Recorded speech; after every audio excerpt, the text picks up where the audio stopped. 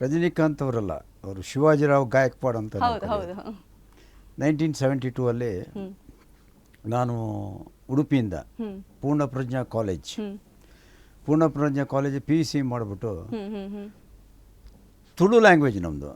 Poornaprajna college ಅಂದರೆ ನಾವು drama ಅದು ಇದೆಲ್ಲ ಮಾಡಿಬಿಟ್ಟು ಒಂಥರ ಕಲೆಯಲ್ಲಿ ಭಾಳ ಇಂಟ್ರೆಸ್ಟು. ನಾವು ಪೂರ್ಣಪ್ರಜ್ಞಾ ಕಾಲೇಜಿಗೆ ಪೊರ್ಲುದ ಪುಂಡುಲ್ನ ಕಾಲೇಜ್ ಅಂತ ಹೇಳ್ಬಿಟ್ಟು ಹೆಸರಿಟ್ಟಿದ್ವು. ಅಂದರೆ ಸುಂದರವಾದ ಹುಡುಗಿಯರ ಕಾಲೇಜ್ ಅಂತ. ಓಕೆ, ಸುಂದರವಾದ ಹುಡುಗಿರ ಕಾಲೇಜ್. ಸೂಪರ್. ಪೊರ್ಲುದ ಪುಂಡುಲ್ನ ಕಾಲೇಜ್ ಅಂದ್ರೆ ಸುಂದರವಾದ, ತುಳುನಲ್ಲಿ ಪೊರ್ಲುದ ಪುಂಡುಲ್ನ ಕಾಲೇಜ್ ಅಂದ್ರೆ ಸುಂದರವಾದ ಹುಡುಗಿಯರ ಕಾಲೇಜ್ ಅಂತ ನೀವಿಟ್ಟಿದ್ದ ಹೆಸರು. ನಾವಿಟ್ಟಿದ್ದು, ಫ್ರೆಂಡ್, ನಮ್ಮ ಟೀಮ್ ಅವರು. ಅಲ್ಲಿಂದ ಇದು ಆ್ಯಡ್ ಬಂತು. ಈ ಥರ ಮೆಡ್ರಾಸ್ ಫಿಲ್ಮ್ ಇನ್ಸ್ಟಿಟ್ಯೂಟಲ್ಲಿ, ಪೂನಾ ಫಿಲ್ಮ್ ಇನ್ಸ್ಟಿಟ್ಯೂಟಲ್ಲಿ ಅಮಿತಾಬ್ ಬಚ್ಚನ್, ಈ ಥರ ಜಯಬಾದ್ರಿ, ಈ ಥರ ತುಂಬ ಪೂನಾ ಫಿಲ್ಮ್ ಇನ್ಸ್ಟಿಟ್ಯೂಟಲ್ಲಿ ಮಾಡಿದ ಅವರೆಲ್ಲ ಅಲ್ಲಿ ಇದು ಮಾಡ್ತಾ ಇರುವಾಗ, ಈ ತಮಿಳುನಾಡಿನ ಪ್ರೊಡ್ಯೂಸರ್ಸ್ ನಮ್ಮ ಸೌತ್ ಇಂಡಿಯಾಕ್ಕೆ ಒಂದು ಇನ್ಸ್ಟಿಟ್ಯೂಟ್ ಬೇಕು ಅಂತ ಹೇಳ್ಬಿಟ್ಟು south Indian film chamber of commerce ಅಂತ ಹೇಳ್ಬಿಟ್ಟು ಸ್ಟಾರ್ಟ್ ಮಾಡಿದ್ರು. 4 ಲ್ಯಾಂಗ್ವೇಜಲ್ಲಿ, Kannada, Tamil, Telugu, Malayalam, 4 language, south Indian languages. ಅದು ಆ್ಯಡ್ ಬಂತು. ನಾವು ಆ್ಯಡನ್ನು ಹಾಕಿದ್ವು. ಆ್ಯಡಲ್ಲಿ ಹಾಕ್ಬಿಟ್ಟು ಆವಾಗ ನಮಗೆ ಪುಟ್ಟಣ್ಣ ಕಣಗಾಲು ನಮ್ಮ ಕನ್ನಡಕ್ಕೆ, ತಮಿಳಿಗೆ ಬಾಲ್ಚಂದ್ರು ಸೆಲೆಕ್ಷನ್ ಕಮಿಟಿನಲ್ಲಿ, ತೆಲುಗಿನಲ್ಲಿ ಬೇರೆ ಡೈರೆಕ್ಟ್ರು, ಮಲಯಾಳಂ ಬೇರೆ ಡೈರೆಕ್ಟ್ರು. ಬಟ್ ನಾವು ಅಲ್ಲಿಗೆ ಹೋದು, ಎಂಟ್ರಿ ಬಂತು. ಅಲ್ಲೇ ಶಿವಾಜಿರಾವ್ ಗಾಯಕ್ವಾಡನ್ನು ನಾವು ಮೀಟ್ ಮಾಡಿದ್ದು. ಒಂದು ಕಂಡಕ್ಟ್ರು ಇದು ಕಾಕಿ ಪ್ಯಾಂಟ್ ಹಾಕ್ಕೊಂಡು ಇದು ಮಾಡಿಕೊಂಡು, ಆಮೇಲೆ ವೇಣುಗೋಪಾಲ್ ಅಂತ, ಈಗ ಅವರು ಅಶೋಕ್ ಅಂತ, ಆಮೇಲೆ ಅಮರ್ ಮುಲ್ಲಾ ಅಂತ, ಈ ಥರ ಚಂದ್ರಹಾಸ್ ಅಂತ, ಆಮೇಲೆ ರವೀಂದ್ರನಾಥ್ ಅಂತ ಅವ್ರು ತೀರೋಗ್ಬಿಟ್ರು. ಈಗ ಅವರು ತುಂಬ ಪಿಕ್ಚರ್ಗಳು ಮಾಡಿದ್ದಾರೆ. ವೀರಪ್ಪನು, ಹೆಣ್ಣೆ ನಿನಗೆ ಬಂಧನ, ಅವ್ರು ಶಿವಮೊಗ್ಗದವರು. ಅವರು ನಮ್ಮ ಕ್ಲಾಸ್ಮೇಟು. ಅಲ್ಲಿ ನಾವು 30 ಜನ ಏನೋ ಬಂದಿರು, ನಾವು 6 ಜನ ಸೆಲೆಕ್ಟ್ ಆದವು ಅದರಲ್ಲಿ. ಅಲ್ಲಿ ನಾವು ಮೀಟ್ ಮಾಡಿದ್ವು. ಮೀಟ್ ಮಾಡಿಬಿಟ್ಟು ಕೆಲವರು ಒಳ್ಳೆಯ ಸ್ಥಿತಿಲಿದ್ದವರು. ನಾವು ಶಿವಾಜಿರಾವ್, ಇನ್ನೊಂದು 2-3 ಫ್ರೆಂಡ್ಸು ಅಷ್ಟು ಒಳ್ಳೆಯ ಸ್ಥಿತಿಲಿ ಇರಲಿಲ್ಲ. ಆವಾಗ ರಾಜ್ ಬೌದ್ರು ಅಂತ ಅವರ ಸ್ನೇಹಿತರು ಕೂಡ ಒಂದು ತಿಂಗಳಿಗೆ ಇಷ್ಟು ಅಂತ ಕಳಿಸ್ತಾಯಿದ್ರು. ಸ್ವಲ್ಪ ಅದು ಸಾಕಾಗ್ತಾ ಇರಲಿಲ್ಲ. ಆಮೇಲೆ ಯಂಗ್ ಏಜ್ ಅವರು. ಎಷ್ಟು ಕಳಿಸ್ತಾ ಇದ್ರು ಸರ್ ಆ ಟೈಮಲ್ಲಿ? ಆ ಟೈಮಲ್ಲಿ ಒಂದು 50-100 ರೂಪಾಯಿನೋ ಕಳಿಸ್ತಾ ಇದ್ರು ರಾಜ್ ಬಹದ್ದೂರ್ ಅವರು.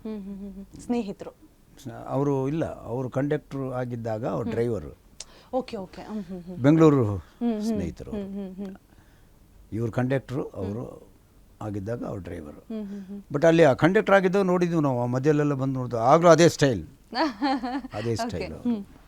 ಸರಿ, ನಾವು ಏನು ಮಾಡಬೇಕು? ಬಟ್ ನಾವು ಮಂಗಳೂರಿನವರು, ಅಲ್ಲಿ ಹೋಟ್ಲಿತ್ತು, ವುಡ್ಲ್ಯಾಂಡ್ಸ್ ಸ್ಟಾರ್ ಹೋಟೆಲು. ಆ ಸ್ಟಾರ್ ಹೋಟೆಲಲ್ಲಿ ಅವರು ಓನರ್ಗೆ ಹೋಗ್ಬಿಟ್ಟು ಹೆಂಗೋ ನಾವು ಸೆಲೆಕ್ಟ್ ಆಗಿಬಿಟ್ಟು, ಬಟ್ ಊಟಕ್ಕೆ ಏನು ಮಾಡೋದು? ಫೀಸ್ ಕಟ್ಟೋದಕ್ಕೆ ಏನು ಮಾಡೋದು? ಇನ್ಸ್ಟಿಟ್ಯೂಟಿಗೆ ದಿನ ಹೋಗ್ಬೇಕಲ್ಲ.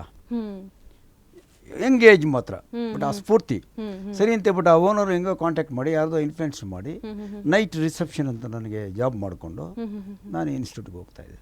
ಸೂಪರ್.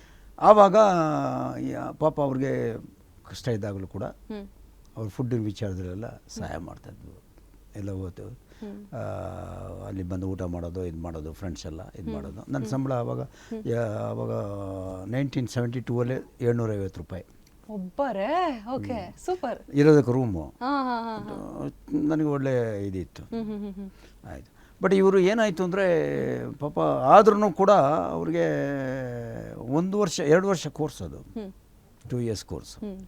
1 ವರ್ಷ ಕಂಪ್ಲೀಟ್ ಮಾಡಿದ್ರು. ಇಲ್ಲಿ ಬಂದು ಕನ್ನಡದಲ್ಲಿ ಯಾವುದೋ ಚಾನ್ಸ್ ಸಿಗುತ್ತೆ, ಪುಟ್ಟಣ್ಣ ಕನ್ನಡ ಅವರು ಯಾವುದೋ ಒಂದು ಕಥಾ ಸಂಗಮ ಅಂತ ಅದರಲ್ಲಿ ಕೊಟ್ಟರು, ಯಾವುದೋ ಚಿಕ್ಕ ಕ್ಯಾರೆಕ್ಟರ್ ಮಾಡಿದ್ರು, ಇದು ಮಾಡಿದ್ರು.